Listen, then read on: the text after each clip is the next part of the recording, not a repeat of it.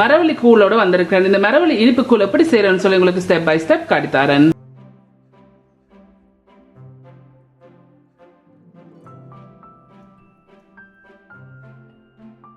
So இந்த மரவள்ளி கூழ் வந்து நான் ஏற்கனவே செய்து போட்டுனா இது வந்து இன்னொரு விதமாக செய்கிறது. இந்த கூழ் செய்யறதுக்கு நான் இதில் வந்து ஒரு சட்டி எடுத்து வச்சு 625 மில்லி லிட்டர் எல்லாத்துக்கும் 2.5 கப் தண்ணி வச்சிருக்கிறேன். இதில் வந்து 300 கிராம் மரவள்ளி கிழங்கிறது தோலெல்லாம் சீவிட்டு கழுவி போட்டு இப்படி வட்டி வச்சிருக்கேன். இப்போ இதில் போடுங்க. ஸோ ஹீட்டை வந்து மீடியத்துக்கும் ஹைக்கும் இடையில் வச்சிருக்கிறேன். வச்சுக்கொண்டு இந்த மரவள்ளி கிழங்கு அவிச்செடுப்போம். ஸோ இதுக்கு நான் ஸ்டார்ட்லேயே உப்பு போடல. காரணம் வந்து சில கிழங்குகள் வந்து அவிப்படாது. ஸோ உப்பு போட்டிங்கன்னு சொன்னால் அவிஞ்சா பிறகு நாங்கள் கொஞ்சம் உப்பு சேர்ப்போம். இப்போ இது நல்லா அவிப்படணும். இப்போ இதை நான் மூடி போட்டு நல்லா அவிய விட போகிறேன். இப்போ சரியாக 6 நிமிஷமாக இதுலேருந்து அவிஞ்சோன்னு இருக்குது. நீங்கள் 6 நிமிஷம் நான் இப்போ சொல்கிற டைமுக்கு வந்து உங்களுக்கு இந்த கிழங்கு வந்து ஒரு 70% அவியாட்டிக்கு நீங்கள் இன்னும் கொஞ்சம் நேரம் ஒரு 70% வந்து அவிய விடுங்க. ஸோ இது வந்து எனக்கு 70% வந்து அவிஞ்சிருக்குது. இந்த 70% அவிஞ்சா பிறகு இதில் வந்து சவ்வரிசி இருக்குது. இதில் வந்து 45 கிராம் எல்லாட்டிக்கு 1/4 கப்புக்கு 1 டேபிள் ஸ்பூன் குறைய இருக்குது. இப்போ இதை இந்த 70% அவிஞ்சா பிறகு போடுங்க. இப்போ இதை மிக்ஸ் பண்ணி போட்டு இதையும் இப்போ நாங்கள் வந்து ஒரு 100% இதை அவிய விடும். இந்த கிழங்கு இனி மூட தேவையில்லை.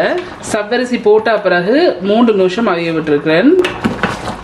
ஸோ இன்னும் அவியணும்.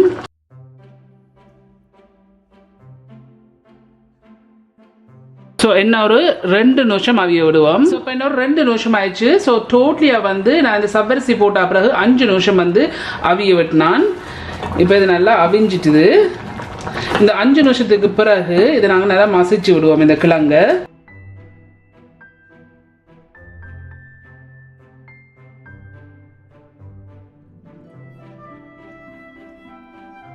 ஸோ யோசிக்காதீங்க, மசிக்கைக்கு வந்து சவ்வரிசி போட்ட பிறகு சவ்வரிசி வந்து கரைஞ்சிடுமாண்டு. என்ன சவ்வரிசி என்ன அவியணும். ஸோ அதால் வந்து நீங்கள் யோசிக்காமல் மசிச்சிடுங்க. இந்த உங்களுக்கு விருப்பம் என்று சொன்னால் நீங்கள் நல்லா ஃபுல்லாக மசிச்சு விடுங்க. பட் எனக்கு வந்து கிழங்கு பீசஸ் இருந்தால் விருப்பம். ஸோ அதால் வந்து இந்த இதில் கொஞ்சம் கிழங்கு பீசஸ் இருக்குது. ஸோ இப்படி உங்களுக்கு விருப்பம் இல்லாட்டிக்கு நல்லா ஃபுல்லாக மசிச்சு விடுங்க. இப்போ நான் ஹீட்டை கொண்டு வந்து மீனத்திலிருந்து கொஞ்சம் குறைச்சிருக்கிறேன். குறைச்சி போட்டு இதில் வந்து உப்பு இருக்குது. உங்களுக்கு தேவையான அளவு உப்பு போடுங்க. பட் நான் வந்து 1/4 டீஸ்பூன் உப்பு போடுறேன் இனிப்பை காட்டுறதுக்கு. இதில் வந்து 1 கப் தண்ணி எல்லாட்டிக்கு 250 மில்லி லிட்டர் தண்ணி இருக்குது. இந்த தண்ணி 80 விடுங்க. விட்டுட்டு இதை நல்லா மிக்ஸ் பண்ணிடுங்க. இதில் வந்து கற்கண்டு இருக்குது. உங்களுக்கு கற்கண்டு போட விருப்பம் இல்லாட்டிக்கு நீங்கள் சீனி பாய்க்கலாம். வெள்ளை சீனி இல்லாட்டிக்கு ப்ரௌன் சுகர் கூட பாய்க்கலாம். பட் நான் இன்றைக்கு கற்கண்டு போடுறேன். இதில் வந்து 80 கிராம் இருக்குது.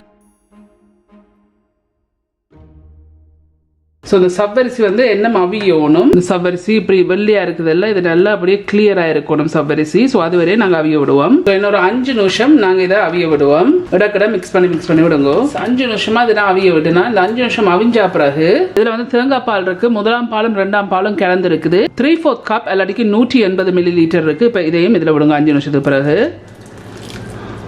நீங்கள் இனிப்பை செக் பண்ணி பார்த்து உங்களுக்கு இனிப்பு காணாட்டிக்கு நீங்கள் இனிப்பு கொஞ்சம் போடுங்க. இப்போ இதை நல்லா மிக்ஸ் பண்ணி விடுங்க.